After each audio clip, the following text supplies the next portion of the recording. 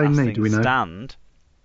Um, I'm not entirely sure, but it's not good, is it, that he keeps picking up these injuries and having to go for these scans, and we have to sit around and wait and see how he's going to get on. He's such a class player. We want to see him playing, not on the treatment table. And I'm trying to and find knee in the injuries review. I'm trying knee to. injuries are something that's cumulative as well. So once you've had a couple, that does mean it's more likely to go very quickly, and that you won't ever get back to full movement from after a while. Depends on the specific injury, but in general.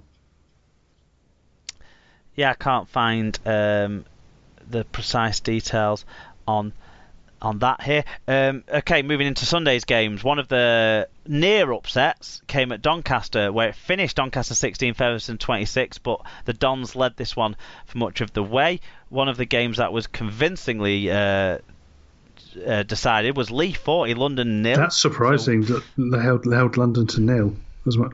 Yeah, London haven't quite recovered yet from this dip they've been on, and Leigh are well back on track. It was Oldham 0, Hull KR 32, so no fairy tale for the Ruffians this time around against the Robins. Yeah, it was Toronto 16, Barrow 12 in a very narrow game there. That was held up at Barrow, of course, because the tie was reversed. Yeah, and then the other game of this round up in Cumbria was a League One upset over the Championship, and a big one at that. Whitehaven 38, Rochdale 0. That's quite a pummeling for Rochdale, quite an embarrassment, and people will be asking some serious questions in that Hornets dressing room, you would suspect. You'd expect and then so. Finally, the game we all probably caught on the BBC live stream. I certainly This is a weird one, because I came home I thought, I'll watch it when I get home. And for some reason, it's not showing on the iPlayer or the BBC Sport app at all. Because I was going to watch it back, but I couldn't find it. So I think unless you were watching live, it seems to not. Because normally they've put them up afterwards, but this one doesn't seem to be there. That's interesting. It's not something I was. Because you were obviously watching along as it happened.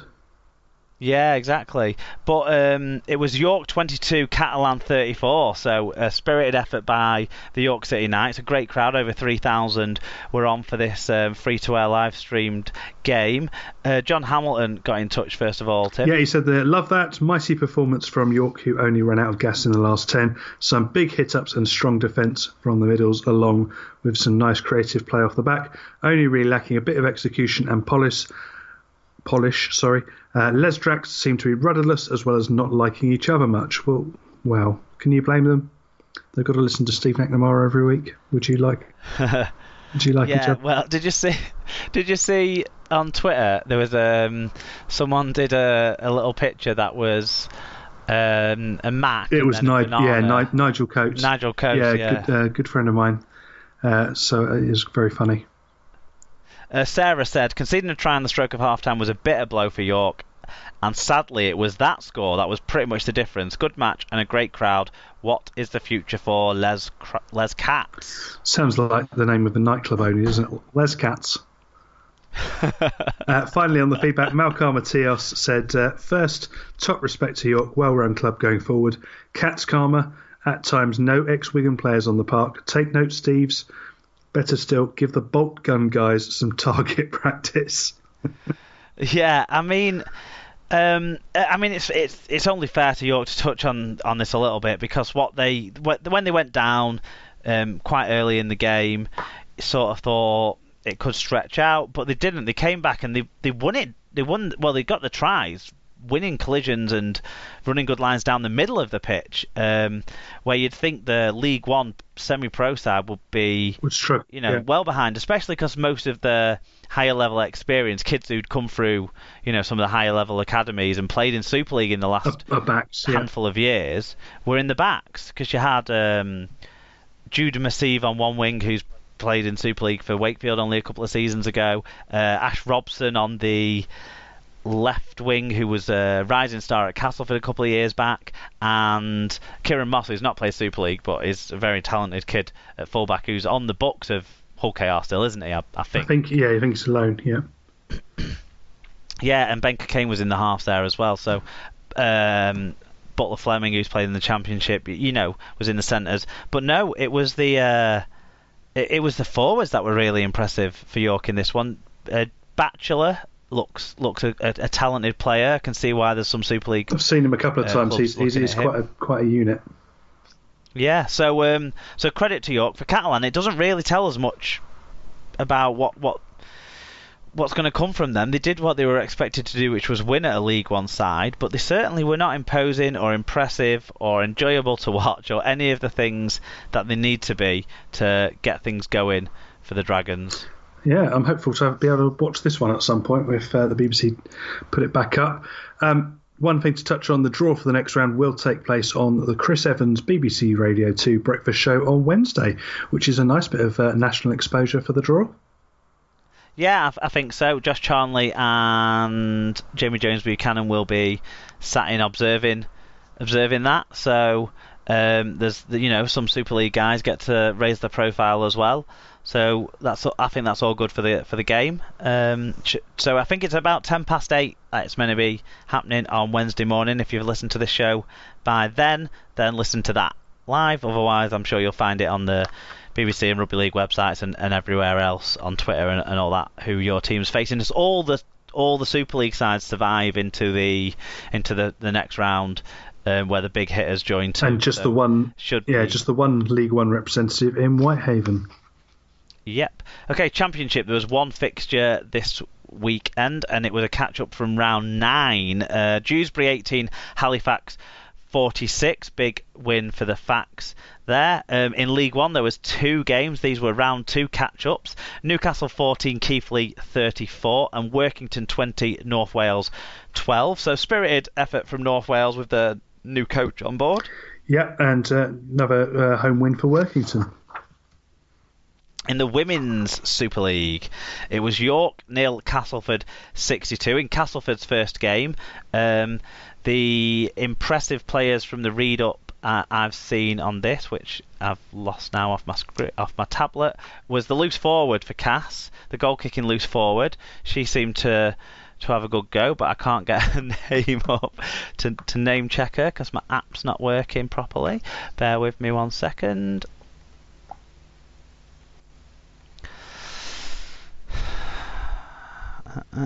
This is what you get when you don't buy new tablets. Katie Tordorf. No, Katie Hepworth. Katie Hepworth. That's the one. Sorry, I'm looking at the subs. Yeah. Who was a standout in this one there, it looks like, from what I've seen. And the fullback as well, Tara Stanley, is another player who's got a lot of credit coming out of this game for Castleford. York have had 2 big defeats in the first 2 rounds of Super League, which is a shame for them.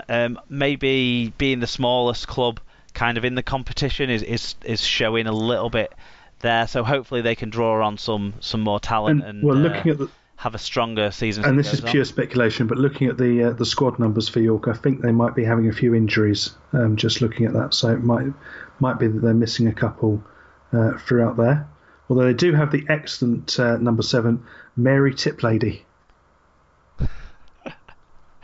Yeah, we need to start looking for good names on these sides, don't we? Tamsin Renouf played in the back row for the Tigers. So that's a famous rugby league name for you there. Yeah, that's a good one. And the other result in the women's game was Bradford Bulls 4, St Helens 42. Yeah, and the star of the show seems to be your favourite, Faye Gaskin, who got a second successive hat-trick in the 2 games so far of the Women's Super League. So staying at the top of the Women's and the Men's Super Leagues at this stage, but obviously very early doors for the Women's game. In terms of fixtures next week, just to cover those off. Oh, we've got a good name on the Bulls team, Danny Titterington. Yeah, do you know what? It looks like the fullback maybe had a few errors again, unfortunately for her. Savannah Andrade, sister of Jordan Andrade. Yeah, so she's going to be working on a catching, I think, in training this week after a couple of disappointing efforts for her, because she looks like she could be a talented player when she gets going. But yeah, so Cass play Bradford, Saints play Fev, and Wigan play Leeds. They're all 2 o'clock kickoffs this coming Sunday, if you can get along to any of those fixtures. I'm not sure the venues of them all, but go on those club websites and I'm sure you'll be able to find out that information and support the women's game. Roxy Mura as well played, didn't she? For Yes, the Saints. Scored a try for St Helens, who is the other half of. Bresson could win. No, with Ben Murdoch, is she not? Yeah. I think it was one of them. Okay. Into the NRL then. The first game of round 7 was the Bulldogs 0, Roosters 6. Joshua's granddad got in touch and said, move over KR and Catalans, a new contender for worst game of the season. There we go. It finished Warriors 20, Dragons 12. Widdop and Graham played in that one for the Dragons.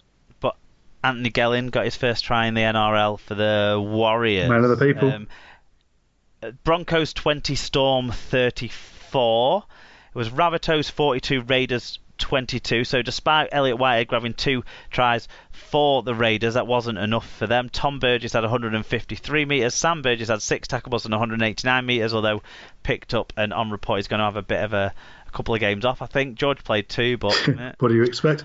It finished on Saturday morning, and that's the game I watched. It finished West Tigers 20, the Newcastle Knights 22. Newcastle were copying KR and coming dressed as lifeboatmen from a couple of years ago. With that, I think that's their salute to the miners of the Hunter region. It was. I mean, you could see it. It was a good. It was definitely a visible salute. They were. What I don't get is why they're wearing that kit, not a home game, like a kind of a random away. Does it lose its and it's a country relevance? It's a country away game as well. It wasn't like it was even a Sydney away game. It was up country. So I can't remember where it was being played. It was somewhere, one of the little country grounds. One of the places that doesn't get a lot of NRL games. It wasn't. I would say. It wasn't Dubbo, but it was of similar ilk.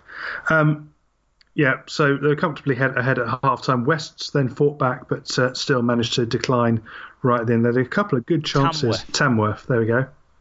So it was very, very tight, weren't it? Late win, weren't it? Yeah, and then SKD, 2 dads. Yeah, and Cogatunia, the junior of the Golden Testicle, playing well for the Knights. Okay, the game I watched was Cowboys 26, Titans 14. And this felt like, finally, we had a game that you would have expected. Yeah. Before the season started. It felt like the NRL season that you were supposed to see rather than the one that we have been seeing, because the Cowboys were just a routine, simple, steady away win for the Cowboys in this one, which is not something that they've seen so far this year. And Thurston coming good in that one as well. Yeah, and Tamalolo scored a try in the second half. That was just him at his rampaging best. Yeah, it also finished the Eels 44, Manly Sea Eagles 10. Obviously, the Sea Eagles are very disrupted by the whole Hastings Cherry business that's going on at the moment. Yeah, as well as there was the salary cap problems as well, weren't there?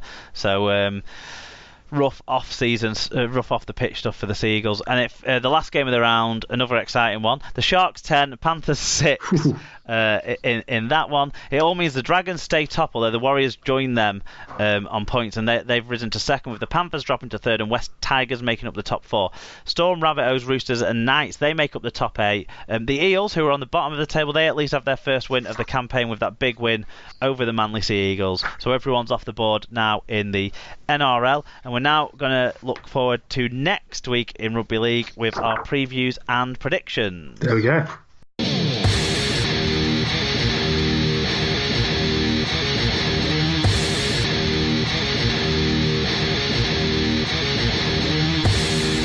Right, previews and predictions now, sponsored by Payroll Central UK Limited, and you're in for a fun one, kids. Payroll Central is a family-run business based in Derbyshire, offering outsourced payroll services for businesses across the UK. Unlike many accountants who offer payroll as a side service, they are fully qualified payroll specialists who provide payroll services for businesses in every sector. Visit payroll-central.co.uk, and if you mention Super League Pod when you contact them, you can get 1 month's free payroll service and a 10% discount on their normal prices. I've still not heard from Daniel, who runs Payroll Central, if they have updated the website and brand and what's the word I'm looking at, a brand name. So I'll make sure I get on him, because I don't want to be plugging the wrong firm. But yeah, okay, Super League round 13, unlucky for some. Who do you think is going to be unlucky in the first game of the weekend? Thursday night Sky match, 7:45 kickoff.